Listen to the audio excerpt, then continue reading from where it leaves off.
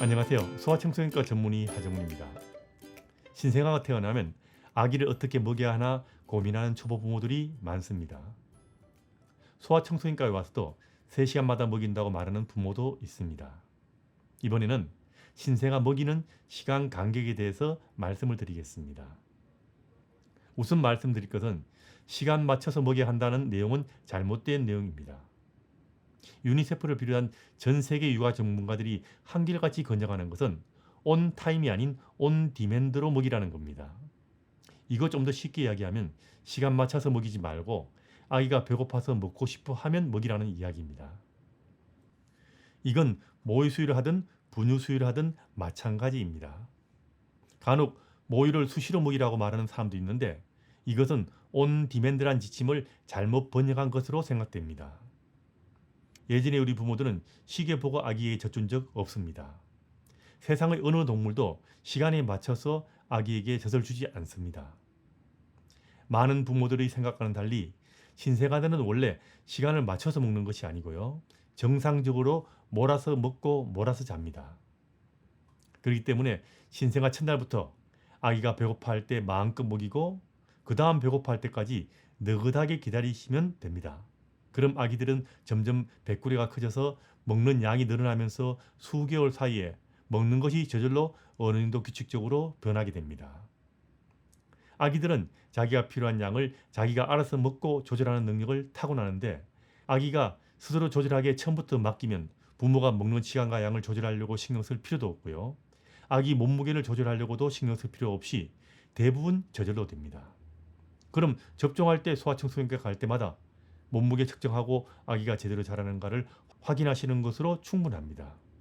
이게 자동 모드 육아이고 이렇게 아이를 키우면 참 쉽습니다. 우리가 문법을 공부하듯이 수유도 분석하는 연구들이 있습니다. 이런 연구들에는 평균 몇 시간마다 얼마씩 먹는다는 자료들이 있습니다. 육아를 잘 모르는 사람들이 이런 자료를 보게 되면 마치 아기들이 계열별로 몇 시간마다 한 번에 얼마씩 먹어야 한다는 식으로 잘못 이해하는 경우가 생깁니다. 그래서 몇 시간마다 얼마씩 먹이라는 식의 자료들이 인터넷에 돌고 있는 겁니다. 그런데 실제로 아기를 키우는 부모들이 이걸 보고 따라하게 되면 정말 곤란한 일이 벌어집니다. 쉽게 이야기해서 차 기름 며칠마다 넣습니까? 말도 안 되는 이야기죠. 차마다 다르고 운행 거리마다 다른데 그걸 어떻게 일률적으로 정할 수 있겠습니까? 그냥 기름 뜰 때가 되면 기름 가득 넣으면 됩니다. 그러다 보면 대충 며칠에 한 번 넣는다는 식의 계산이 나오게 됩니다. 수유도 마찬가지입니다. 아이가 배고파할 때마다 한 번에 충분히 먹이시면 됩니다. 그걸로 충분합니다. 그럼 아기들은 시간이 지나면서 어느 정도 일정하게 시간을 정하게 됩니다. 처음부터 시간을 정해서 시간이 일정하게 되는 것과 자유롭게 먹이다가 자기가 스스로 정한 것은 하늘과 땅 차이입니다.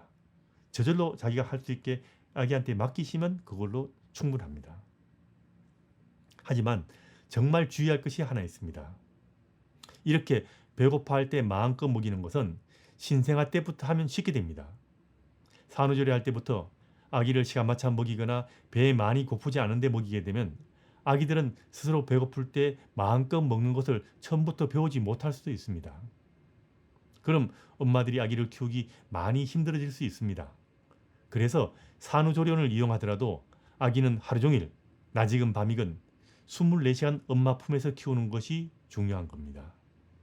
잊지 마십시오. 아기 수유는 신생아 때부터 시간 맞춰 먹이지 말고 아이가 배고파서 먹고 싶어 할 때마다 마음껏 먹이는 것이 중요합니다. 그럼 나중에 서서히 일정하게 먹게 되는 습관이 만들어지고 그때가 되면 저절로 예측 가능한 수유 패턴이 자리 잡게 되는 겁니다. 다시 말하면 아기가 저절로 일정한 시간 간격으로 먹게 된다는 겁니다. 신생아 때부터 시간 맞춰 먹일 생각하지 마시고요. 배고파서 먹고 싶어 할 때마다 마음껏 먹이십시오. 이게 신생아 수유의 가장 기본이란 거 잊지 마시기 바랍니다.